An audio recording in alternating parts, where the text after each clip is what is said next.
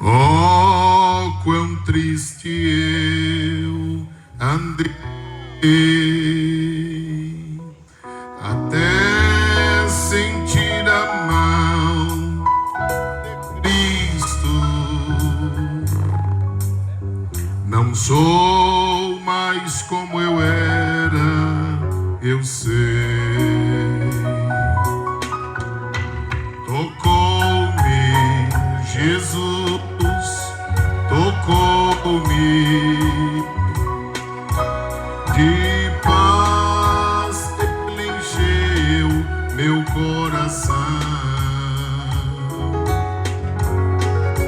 Quando o Senhor Jesus me tocou, livrou-me da escuridão. Desde que encontrei a Cristo e senti seu eterno amor, tenho achado paz e vida. Para sempre eu cantarei em seu louvor. Tocou-me Jesus, tocou-me, de paz Ele encheu meu coração. Quando o Senhor Jesus me tocou, livrou da escuridão.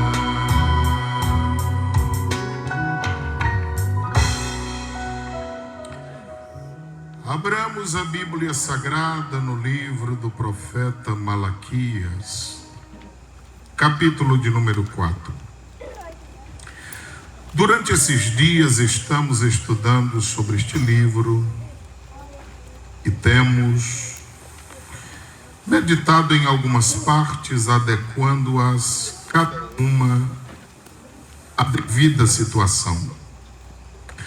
E como nesta noite nós estamos em um culto público e sempre o maior propósito, depois de glorificar Deus, é que vidas ouçam a sua palavra, nós queremos meditar um pouco a partir do capítulo de número 4. Na última quinta-feira, em um culto semelhante a este, nós estivemos e nós falamos um pouco no capítulo 3, versículos 13 a 18.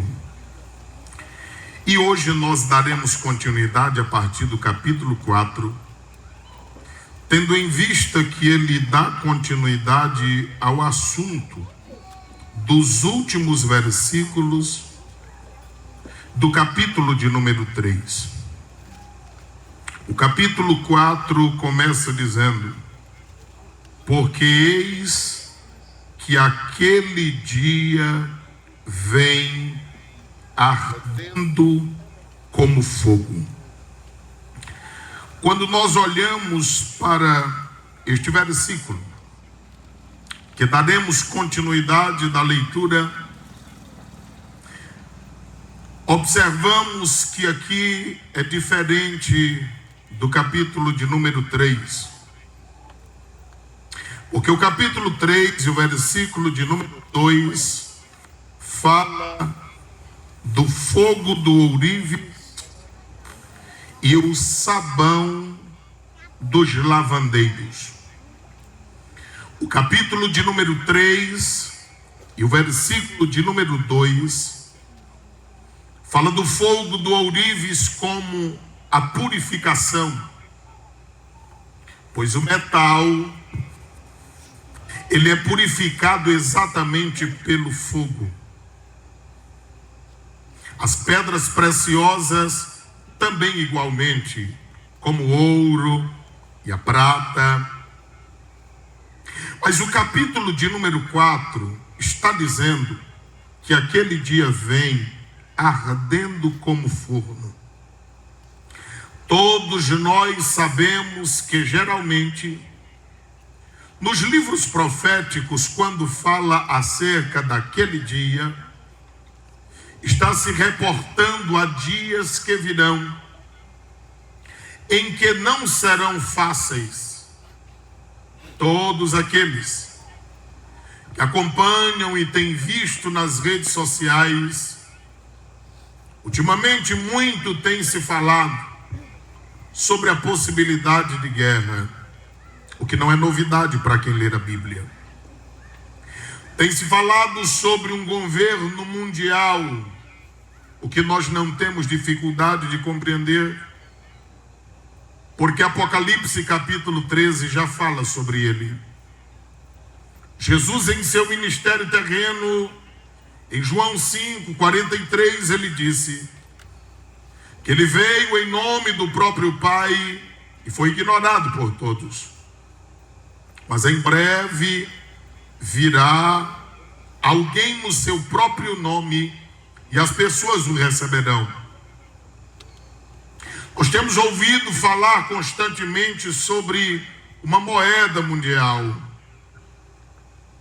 Todos sabem que a tecnologia tem crescido, aparece um Pix, e já há dificuldade em encontrar um dinheiro físico, às vezes para passar um troco ou coisa semelhante. Mas tudo isso vai se afunilando para o cumprimento das profecias. Fala-se também em um ecumenismo, e quer queira, quer não, isso parece já estar na mente de muitos, quando as pessoas dizem Deus é um só, de fato é, mas não é adorado de todas as formas. A Bíblia Sagrada diz em João 7:37 a seguir, que Jesus faz uma convocação que todos que tiverem sede de salvação devem chegar-se a Ele. E Ele diz, quem crer nele, como diz as Escrituras. Então o meio que nós somos salvos é pela fé, através da graça de nosso Senhor Jesus Cristo. Mas a fundamentação dessa salvação é a Bíblia Sagrada. E infelizmente, por nem todos terem a presença do Espírito Santo, porque quem disse foi Jesus, em João 14:17, que o mundo não tem nem pode receber, às vezes não tem a interpretação correta, porque é verdade que cada texto bíblico pode ter várias aplicações, mas mediante a doutrina bíblica há um só sentido. As aplicações podem ser várias, mas quanto à doutrina bíblica é única. Então, quando olhamos para isto na Bíblia Sagrada, fala-se também sobre esse chamado ecumenismo, que já de uma forma profunda ou artificial já existe na mente de muitos. E por incrível que pareça, fala-se de uma só religião. Agora imagine, uma só língua, e já aponta o inglês como uma língua mundial, um só líder político, uma só religião e uma só moeda. Tudo ficará muito fácil para um governo tomar posse de todas as coisas. O apóstolo Paulo, sabendo disso, avisadamente pelo Espírito Santo de Deus, ele disse em 2 aos Tessalonicenses capítulo 2, versículos de número 6 a 8, que enquanto na terra houver um que o detém, ele não pode tomar o governo total. Sem dúvida, Paulo estava se referindo ao Espírito Santo, a terceira pessoa da Trindade, Deus Pai, Filho e Espírito Santo, mas este que veio enviado por Deus, através de uma intercessão de Jesus, que habita na vida de todos os que servem a Deus, que convence do pecado, da justiça e do juízo aqueles que ainda não servem a Deus, para que tomem a sábia decisão de se entregarem a Cristo Jesus como Senhor e Salvador da sua vida.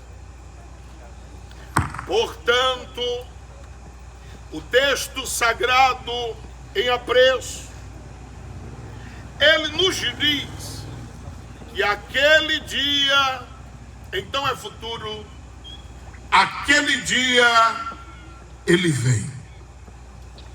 E todos nós, conscientes ou inconscientemente, estamos percebendo que esses dias se aproximam. Por quê?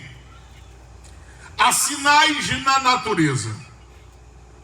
E João disse que antes, o apóstolo Paulo disse que antes que esses dias chegassem, a natureza anunciaria. E Romanos 8, 18 a seguir fala disto. O apóstolo Paulo diz que também aqueles que tivessem intimidade com o Espírito Santo de Deus haveriam de perceber estas coisas. Romanos 8, 23 também fala acerca disso. O apóstolo Paulo disse que o próprio Espírito de Deus anunciaria estas coisas. Romanos 8 e 26 diz sobre isso. De tal forma que tudo nos mostra que Cristo não demora a voltar. Há uma mudança na natureza, há uma mudança climática. A sociedade dá sinais de todas estas coisas. Nós olhamos de um lado para outro e não mais só a tecnologia. Até as crianças nascem e parece-nos que elas nascem como que meio ativadas. Quem não alcançou um tempo em que havia dias para que uma criança abrisse os olhos, hoje ela está para nascer correndo. Porque já sinaliza, já observa desde as primeiras horas de nascido. O mundo avança em uma velocidade incrível em todas as coisas. E olhando para a profecia bíblica do que disse Malaquias, ele disse: aquele dia vem. E a gente percebe que parece-nos que há uma pressa em todo o universo para dizer que esse dia está muito perto. A Bíblia diz que aquele dia vem e vem ardendo como um forno. Acreditamos que Pedro não sabia disso. Ele era um homem simples, pescador, não tinha tanto conhecimento quanto o apóstolo Paulo e outros. Mas ele disse na sua carta, em 2 aos Coríntios, capítulo 3, versículos de número 7 até o versículo de número 10, que o céu e a terra que agora vemos está sendo entesourada, resguardada, protegida para um dia ser destruída por fogo. E todos sabem que mediante a ciência, os gases que existem no ar, eles são altamente combustíveis. E um dia, por exemplo, como esse de hoje, o que é que falta para incendiar? Nós não temos dificuldade de acreditar nisso. E a Bíblia Sagrada é recheada. Mas esse texto, muito especialmente, dizendo que aquele dia vem, ardendo como um forno, Está falando de dia de punição. Porque enquanto no capítulo 3, versículo 2, fala do fogo do ourives e do sabão do lavandeiro, está falando de limpeza, está falando de purificação, está falando de algo para ser depurado. E é exatamente as oportunidades que a humanidade tem tido. Para nós que servimos a Deus, observe o momento em que vivemos. O antigo presidente com a tornozeleira eletrônica, uma figura religiosa como já é pastor Silas Malafaia hoje, tendo algumas coisas apreendidas acerca daquilo que fala, acerca daquilo que expõe, e nada disso é a não ser uma mensagem para todas as pessoas, seja na área da política, seja na área da religião, que quiserem se opor a um sistema que está sendo estabelecido. Todas estas coisas vão nos mostrando que há um afunilamento na história da raça humana. É verdade que muitos insistem em não querer entender, em não abraçar o que diz a Escritura Sagrada, mas ninguém perde por esperar, porque os dias vão nos mostrando que a volta de Cristo está perto. O texto sagrado nos diz: todos os soberbos, todos os que cometem impiedade, aqueles que, quando estudamos no versículo de número 15 do capítulo 3, os céticos estavam dizendo: os ímpios e os soberbos prosperam. Eles acusam Deus de injustiça, porque eles dizem: parece que Deus nada faz, parece que eles prosperam, e mesmo sendo ruins, sendo maus, o Senhor não os pune. Parece-nos, quando lemos esse texto, eles acusam Deus de injustiça e de imoralidade, porque parece que Deus não estava atento para o que estava a acontecer. Mas no capítulo 4, Malaquias nos dá uma resposta, que Deus tem um tempo, instante, preservado para cada situação. Somos nós que nos apressamos, porque os nossos dias, disse Moisés no Salmo de número 90, os nossos dias são 70 anos. Quem for forte chega a 80. Os melhores dele é canseira, enfado, fadiga. Foi o que ele disse. E todos que já passaram dos 70 sabem que é isso, de fato e de verdade acontece. Mas uma coisa é verdade: o Salmo de número 90 e o versículo 2, Salmo 92, versículo 2 e 3, diz que o Deus da Bíblia é um Deus eterno, que ele não tem princípio e não tem final de dias. De eternidade a eternidade, ele é Senhor, e ele um dia governará sobre todas as coisas. A Bíblia Sagrada mostra que chegará o dia em que haverá um ajuste de contas. E é bom que saibamos que isso não diz respeito apenas aos que estão fora. Porque Pedro, quando escreveu a sua primeira carta, no capítulo 4, versículos 14 a 16, ele disse o seguinte: e se o juízo começa dentro da casa de Deus, por aqueles que dizem servir a Deus, qual não será o final daqueles que estão fora? Porque infelizmente nós vivemos dias onde a propagação do evangelho se torna ainda mais complexa. Às vezes, por causa da vida de muitos que dizem ser e não o são. E como se não bastasse isso, não atinge apenas a massa, mas as lideranças também em todos os escalões. Para quem conhece a Bíblia Sagrada, parece não haver dificuldade quanto a isso, porque o apóstolo Paulo disse na sua primeira carta a Timóteo, capítulo 5, versículo 24 e 25, algumas coisas erradas são descobertas neste tempo, para que elas sejam corrigidas e as pessoas absorvidas. Mas existem males que eles são escondidos neste tempo, mas eles estão reservados para serem publicados no juízo final.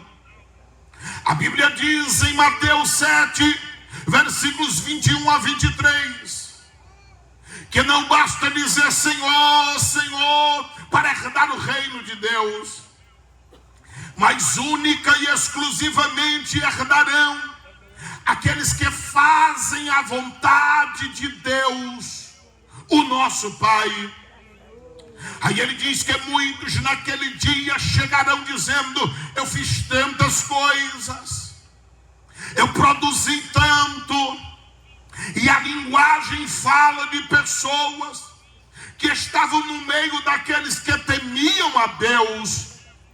É por isso que uma linguagem para estudo é falado da igreja visível e da igreja invisível, porque às vezes quem escandaliza é a igreja visível. São pessoas que vemos, observamos e que talvez ainda não nasceram de novo, como a Bíblia Sagrada propõe. Porque quando alguém é regenerado, quando alguém nasce outra vez, as suas palavras, os seus hábitos, a sua vida são completamente diferentes. Mas quando alguém não renasce outra vez, ainda continua da mesma forma. E por isso essas dúvidas quanto a quem serve ou quem não serve a Deus. Mas nós louvamos a Deus, porque Deus não se engana com ninguém. A Bíblia diz em 1 Samuel 16, versículo 7, que Deus não vê como vê o homem. O homem vê apenas por fora, mas Deus vê o coração. Ele sabe como é o interior de cada ser humano. E nós não seremos julgados apenas por ter, entre aspas, um coração bom. Pois a Bíblia diz em Jeremias 17:9 que o coração do homem é enganoso mais do que todas as coisas. Quem, pois, o conhecerá?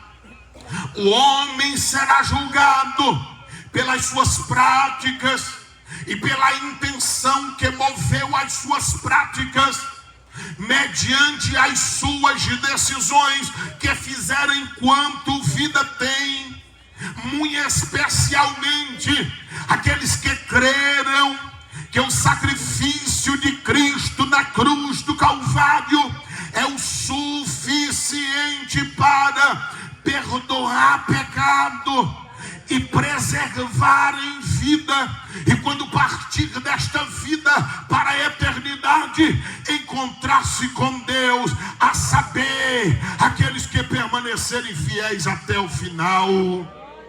A Bíblia Sagrada nos diz: todos os soberbos, falando daqueles que orgulhosamente permaneceram em seu posto, mas que não se humilharam a compreender que somente há um Deus nos céus e na terra. Todos os ímpios, aqueles que viveram em diferentes práticas de impiedade na face da terra e não se arrependeram antes de partir para a eternidade. A Bíblia Sagrada prossegue dizendo-nos em Malaquias 4:1 o seguinte: serão como a palha. O dia que está para vir os abrasará. Agora observe quão insignificantes somos nós sem Deus. Porque o que traz significado à vida humana é a presença de Deus na vida humana. O profeta Isaías, no capítulo 40, ele disse que todas as nações do mundo para Deus são consideradas como uma gota d'água no fundo de um balde. Para Deus, todas as nações que se esquecem de Deus são semelhantes a uma gota d'água e nada mais que isso. O desejo de Deus é que toda a humanidade diante do Senhor se arrependa, creia em Deus, busque a Deus e viva os propósitos divinos para a sua vida. A palavra do Senhor nos diz ainda que esse dia abrasará, e o texto diz que a promessa é do Senhor Deus. O texto continua dizendo: e lhes não deixará nem raiz e nem ramo. Todos que são leitores da Bíblia lembram de Jó capítulo 14, versículo 7, quando o escritor diz que uma árvore, ela pode morrer o fruto, a folhagem e até os seus galhos começarem a se acabarem, mas se a raiz estiver na terra e ela estiver pelo menos próxima das águas, ao cheiro das águas, ela voltará a brotar, voltará a reviver e poderá ser produtiva. Isso fala de esperança na vida do ser humano, porque madeira na Bíblia Sagrada tem a simbologia da natureza humana. Então há uma palavra de esperança para qualquer pessoa que em vida arrepender-se dos seus pecados e buscar ao Senhor, porque Ele é essa fonte, a fonte de água viva, a fonte da vida, o pão vivo que desceu do céu, o caminho da vida, a ressurreição e a vida, a luz do mundo, o caminho, a verdade e a vida. Ele é o Senhor, e todos aqueles que se arrependem em tempo oportuno terão dele a oportunidade de arrependimento, perdão e restauração. Mas nesse dia que Malaquias fala, ele fala de um fogo abrasador que está vindo. Ele fala de um fogo destruidor, não mais purificador, como no capítulo 3, versículo 2. E ele diz que aquele dia não ficará nem raiz e nem ramo. É isso. Está falando que será sem chances aquele dia. É por esse motivo que insistentemente a igreja prega, anuncia. Quinta-feira passada estávamos num culto semelhante a esse, do outro lado da cidade. Hoje nós estamos aqui, imaginamos, o som está alcançando parte desse bairro. Dentro de poucos dias também estaremos na casa da irmã Graciane da mesma forma. E quando nós olhamos para tudo isso, muitos podem não compreender. Muitos podem não entender e achar que às vezes nós estamos importunando, mas é impossível ter o conhecimento da verdade, ver as profecias bíblicas se cumprindo em sua totalidade e não fazermos o que estamos fazendo. Mas uma coisa é certa: quando a igreja desaparecer da face da terra, haverá um desespero inimaginável. Eu fico impressionado como A humanidade tem tanto conhecimento desta realidade, que num país, por exemplo, como Estados Unidos, não se colocam há muitos anos, porque na sua essência, Estados Unidos é um local cristão.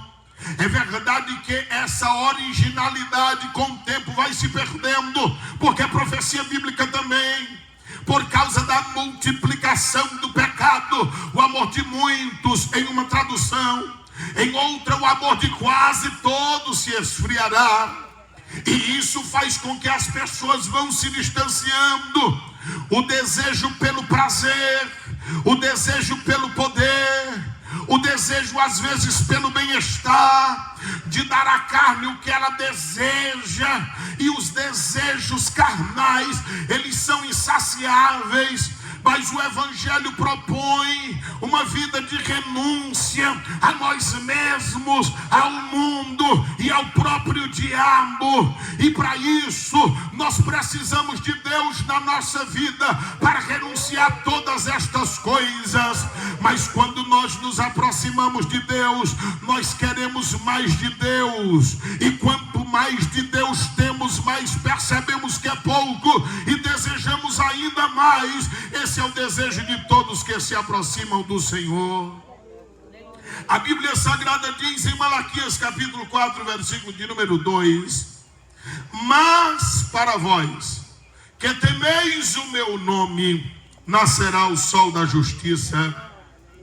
Percebam que o Senhor não faz acepção de pessoas, mas desde o capítulo 3, e o versículo de número 18, ele diz que fará uma distinção de pessoas entre aqueles que servem a Deus e aqueles que não o servem, entre aqueles que lembram do nome do Senhor e aqueles que fazem menção do nome do Senhor. Aqui nesse texto ele fala disso. Enquanto vem aquele dia rapidamente, como um fogo abrasador e destruidor.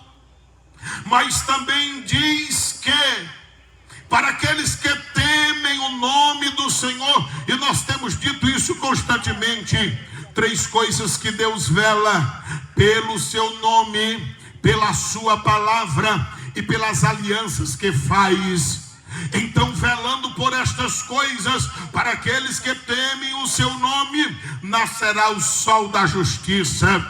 Quem é que não percebe que até a vegetação, quando chega a noite, ela murcha como que esteja dormindo, mas ao raiar do dia, os primeiros raios do sol, elas desabrocham e se alegram. Quem é que não se apercebe que dias de inverno parecem ser melancólicos até para quem é ser humano, mas quando chega o verão, quando o sol brilha, as coisas mudam e parecem mais alegres? Quem é que não percebe que quando a noite chega parece que é tristonha, quando parecem que problemas e dores se acumulam, mas quando chega o dia, ou o corpo responde positivamente, ou responde porque o trabalho espera, as obrigações esperam, e até o fraco se faz forte. O que Deus está dizendo é que enquanto houver juízo para um povo que não teme a Deus, para quem teme a Deus brilhará o sol da justiça, trazendo esperança. Enquanto a impunidade, a injustiça e a noite escura daquilo que não condiz com a vontade de Deus estiver na penumbra, brilhará o sol da justiça de Deus, trazendo o que em verdade o ser humano deseja, que é a justiça. O próprio Senhor Jesus disse que aqueles que têm fome e sede de justiça, um dia serão saciados dela.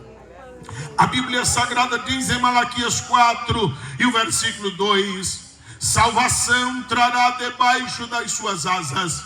Saireis, crescereis como bezerros no cevadouro. Quando olhamos para esta palavra, quem é que não lembra de alguma ave pela manhã abrindo as suas asas para receber algum raio de sol? E na falha entre uma pena e outra, você vê os raios do sol a brilhar. O que a Bíblia Sagrada está dizendo é que quando o sol da justiça brilhar, trazendo a claridade de muitas coisas, porque Salomão, no final dos seus dias, no capítulo 12, versículos de número 13 e 14 de Eclesiastes, ele disse que o fim de todas as coisas é: tema a Deus, obedeça aos seus mandamentos, é dever de todo homem, porque um dia Deus trará juízo todas as coisas, e até mesmo aquilo que foi feito às escondidas, tudo será publicado. Em Mateus 10, 26, Jesus disse que aquilo que foi dito dentro de casa será publicado no telhado, e não há nada escondido que não seja revelado, porque Deus um dia trará à luz todas as coisas. Mas enquanto segredos estão sendo revelados, práticas estão sendo condenadas, fogo abrasador está trazendo punição. A Bíblia diz que para quem teme o nome do Senhor, nascerá o sol da justiça, terá salvação debaixo das suas asas, sairão saltando e crescendo como bezerro do cevadouro, falando que aparentemente como irracionais, haverá uma alegria indizível para todos aqueles que temem ao Senhor e a sua palavra. O versículo de número 3 diz: e pisareis os ímpios, porque se farão cinza debaixo da planta de vossos pés. A impiedade e as práticas de impiedade, elas um dia serão como pó debaixo dos pés de todos aqueles que vivem justamente. Quando a gente pega toda a história da igreja, em todas as épocas, a igreja foi perseguida.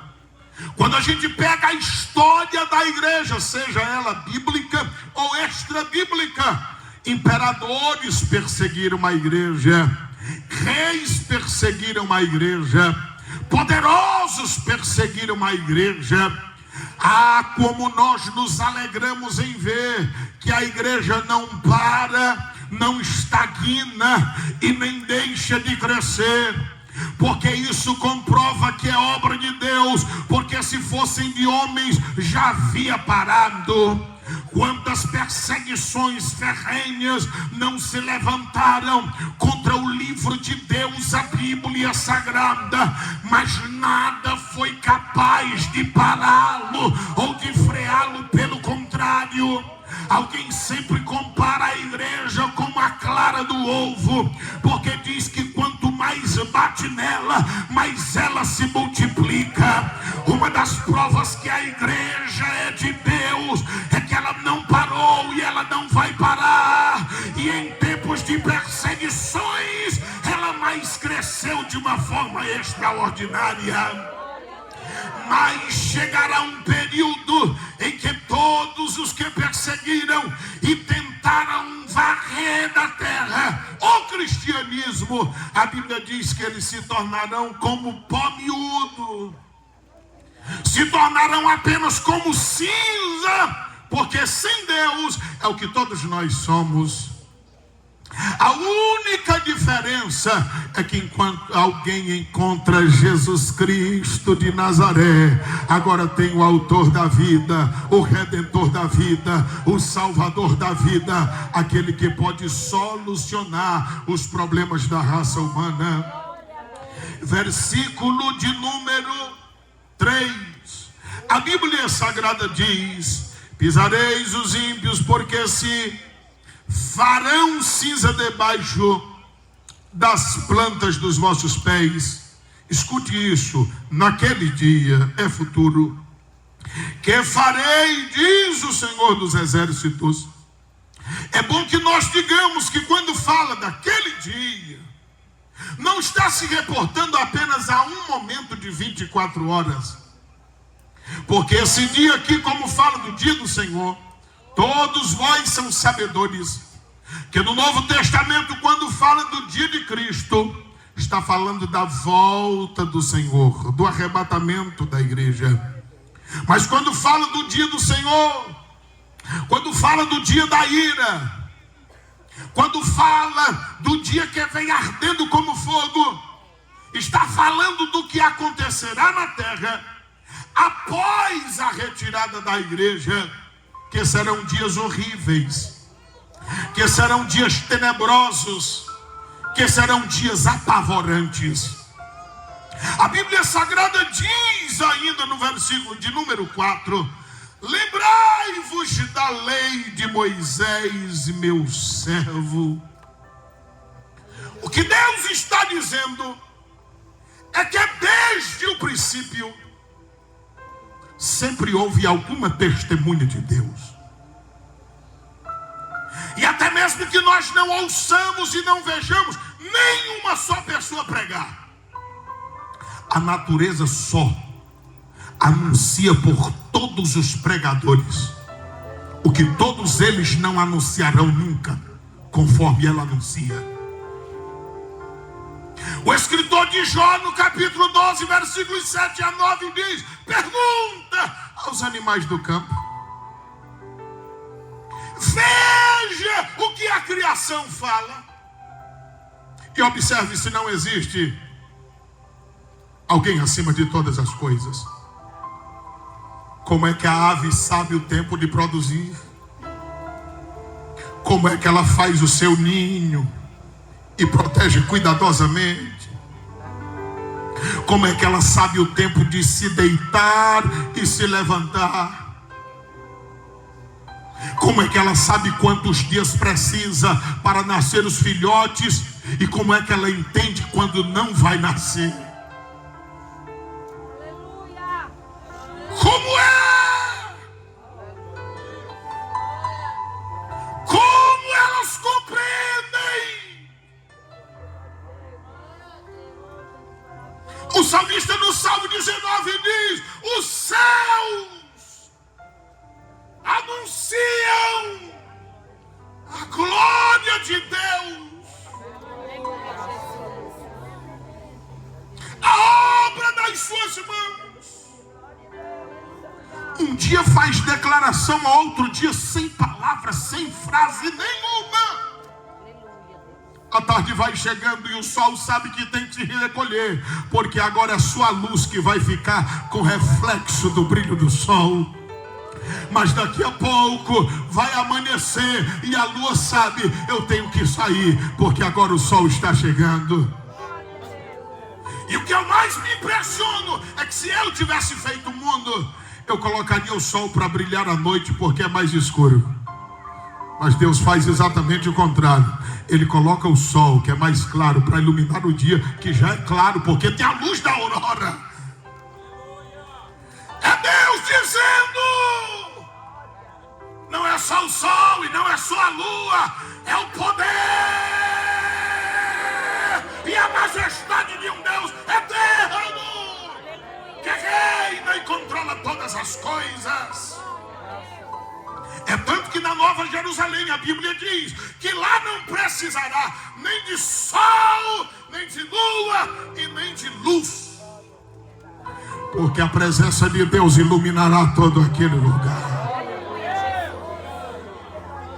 O apóstolo Paulo, um dos maiores ferrenhos perseguidores da igreja de Cristo, ele teve um encontro com Cristo no caminho de Damasco, em Atos 23:13. Ele diz: era meio-dia, mas a luz que brilhou era mais forte do que o sol. Eu vi. Ele só não teve como fixar os olhos, porque ficou logo cego. Perdeu a visão. por 3 dias sem ficar vendo. Aquele que era o maior perseguidor tornou-se de um dos mais humildes servos, porém de um maior alcance evangelístico em todos os tempos, depois de Jesus Cristo de Nazaré. Ao ponto de até hoje nós falarmos sobre ele, como se desenvolveu, parte do Novo Testamento escrito por ele. Mas ele teve esse contato com o Eterno. A palavra do Senhor está falando destas coisas. Na época da lei de Moisés tinha algo para testificar. Assim como Lucas 16, 19 a 31, quando o rico perece, ele conversa dizendo: deixa eu ir na terra anunciar, para os meus parentes não virem para este lugar de tormento. E Abraão diz: quem está no inferno não sai, quem está no paraíso não pode sair. Se quiser ouvir alguma coisa, ouça quem está na terra. E a Bíblia diz: a lei e os profetas. A lei, Moisés. Os profetas, todos os demais livros do Antigo Testamento. O texto sagrado aqui diz: qual lhe mandei em Horebe para todo Israel, o qual são estatutos e juízos.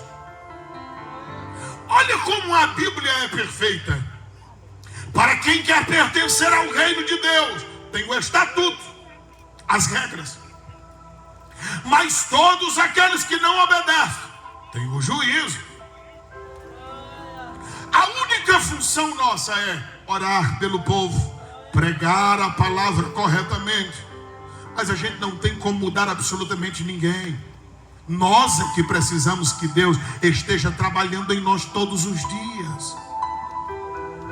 Mas a Bíblia Sagrada diz que a lei, estatutos e juízos de Deus estão estabelecidos. Versículo de número 5 diz: eis que eu vos envio o profeta Elias antes que venha o dia grande e terrível do Senhor. Quando a gente olha para esse texto, os espíritas kardecistas dizem que aqui fala de reencarnação. É aí onde eu digo, a Bíblia tem várias aplicações, mas uma só interpretação.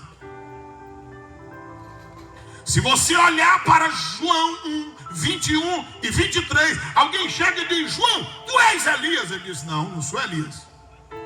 E tu és profeta? Também não sou. Quem que tu é? Ele disse: eu só sou a voz.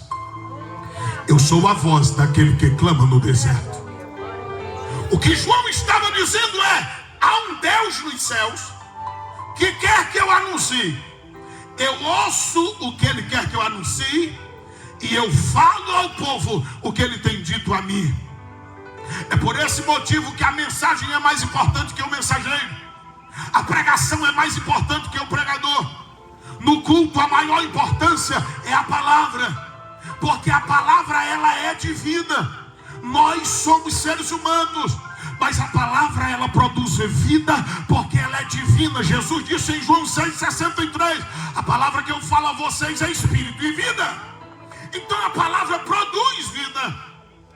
Quantos de nós não chegamos no culto às vezes ao quebrado, cansados? A gente antes de vir até disse: se eu pudesse mandar alguém, mandaria, mas não tem outro, vou eu mesmo. Mas só que a gente chega aqui e começa a dar glória a Deus, aleluia. Ouve a palavra, daqui a pouco a dor que estava sentindo não tem mais, o cansaço que estava não tem mais. O que foi que aconteceu? A palavra produz vida, a palavra é restauradora, a palavra é rejuvenescedora, a palavra é a palavra de Deus. Ela produz vida. Por esse motivo está escrito: eu vos envio o profeta Elias. Não é que Elias ressuscitaria para isto, porque Jesus dá uma explicação sobre isso. O Evangelho de Mateus, capítulo 11, versículos 17 a seguir, ele diz: era este que eu estava falando dele, o Elias que havia de vir, João Batista. Elias aparece num tempo de apostasia, e o nome de Elias é Jeová é Deus. Em um tempo onde todos adoravam a Baal, aparece Elias dizendo que só um Deus é verdadeiro, o que fez os céus e a terra. João Batista aparece num período de tanta apostasia, que ele terminou por perder a cabeça por causa das verdades que falaram. Primeiro foi preso, depois perdeu a cabeça por causa da palavra que pregava. Nunca deixou de falar a verdade. Um homem simples. E só para ver como há uma dúvida na mente humana, quando João chegou, dizia: isso é um louco, só come mel, é a comida dele, e gafanhoto. Jesus aparece, e todo mundo que convidava Jesus, Jesus estava lá. E quando não convidava, ele ia também. Aí o pessoal dizia: tá aí, é um comilão e beberrão. Aí Jesus disse: vocês não sabem o que querem. O outro chegou, vocês disseram que era louco. Agora vem o Filho do Homem, vocês dizem a mesma coisa.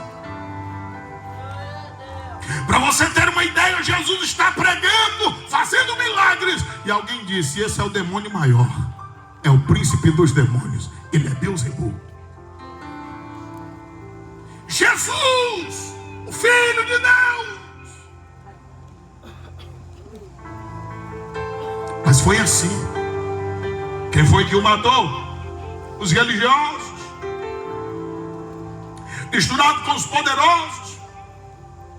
Porque quem andava ao lado de Jesus dizia aí a questão do reino.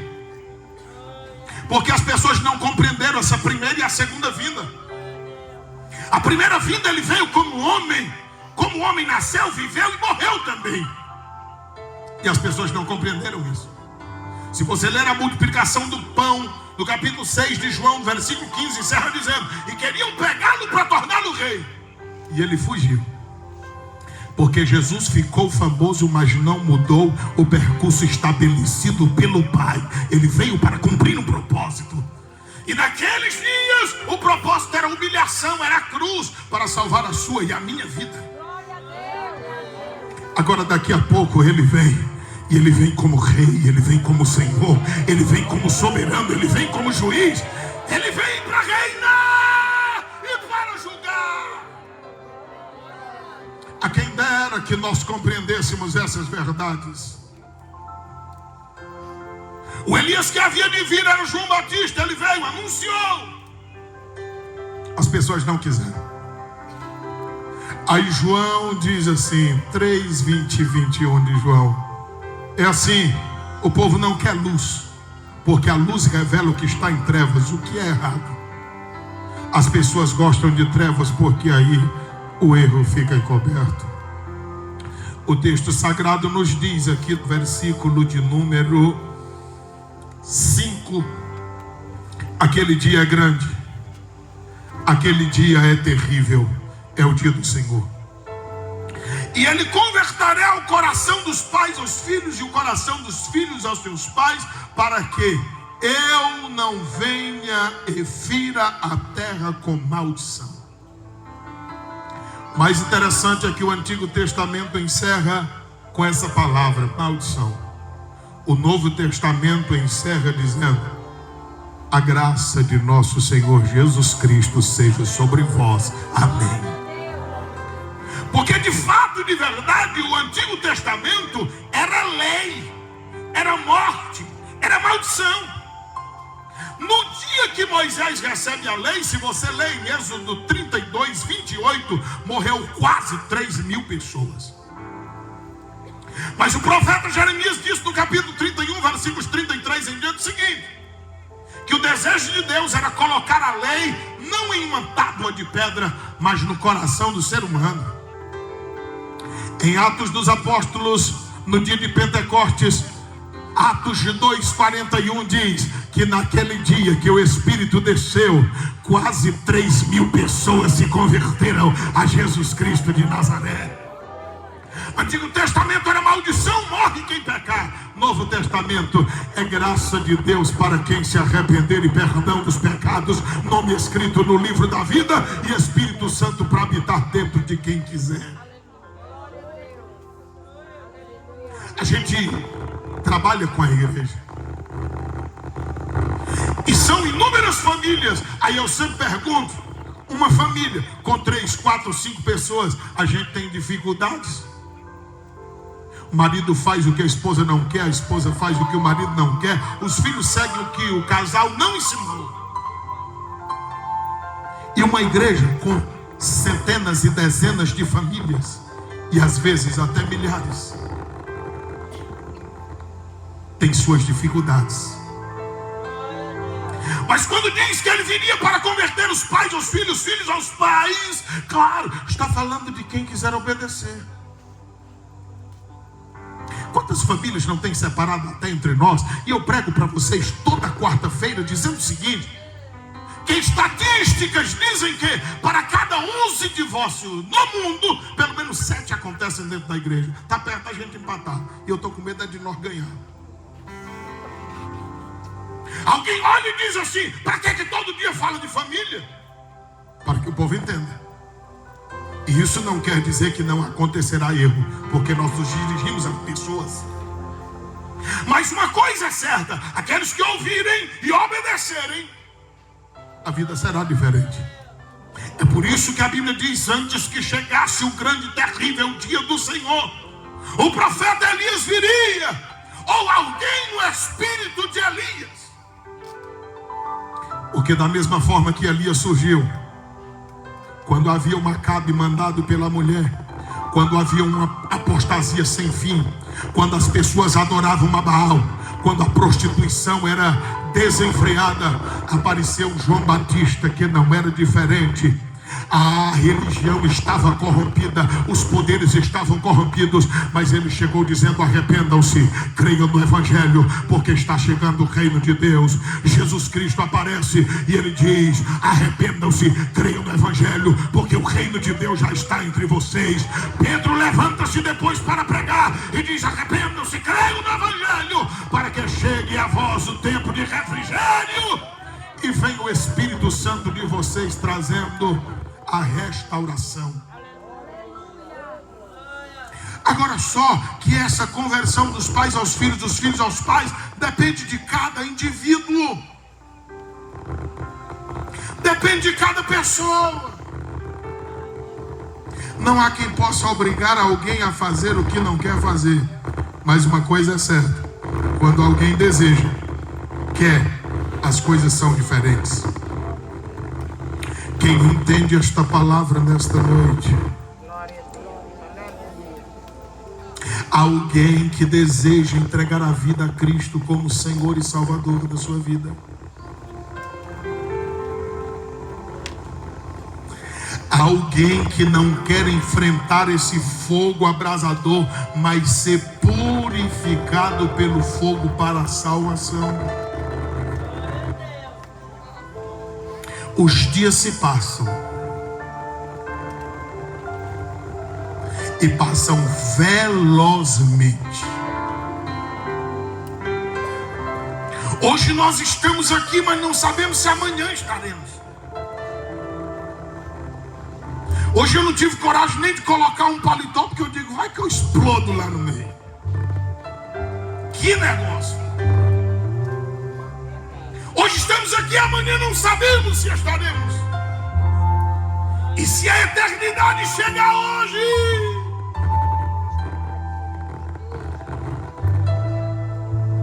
ela pode chegar agora. Cristo pode vir hoje para todos nós, sim, mas Ele também pode levar alguém individualmente. Todos os dias na nossa cidade, alguém parte para a eternidade.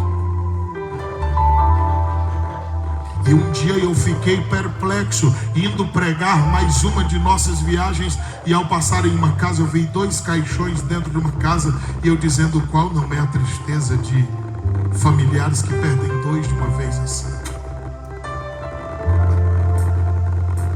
A certeza que temos é que um dia morreremos. Mas o negócio não é morrer, é como morreremos. Alguém, por um desprazer, uma dor, uma enfermidade ou coisa parecida, diz: se o Senhor já me levasse. O poder da vida e da morte está com Deus. Mas levar para estar com Deus depende da decisão em que se fizer enquanto vida tem. Não há como fugir dessa realidade. Todos os caminhos levam a Deus? Depende. Se você quiser-lo como juiz, pode seguir o caminho que quiser. Um dia nós seremos julgados. Mas se quiser como Salvador, Jesus disse: o único caminho é Jesus. Ele é caminho, é verdade e vida. Sem Ele não chega a Deus. Tem alguém para Jesus nessa noite? Vamos ficar em pé.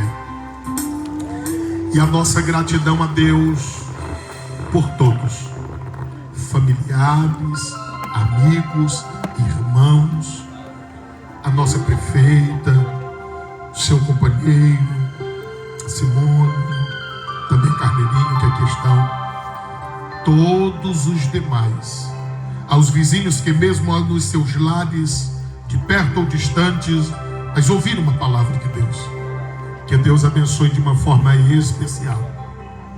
E a nossa gratidão a Deus pela vida do irmão Bartolomeu, por mais um ano de vida. E também pelos 34 anos de patrimônio desse casal. E a nossa gratidão a Deus em dias tão difíceis, onde cerca de 50% dos casais não estão chegando aos 10 anos. Eles estão com 34. Só Deus.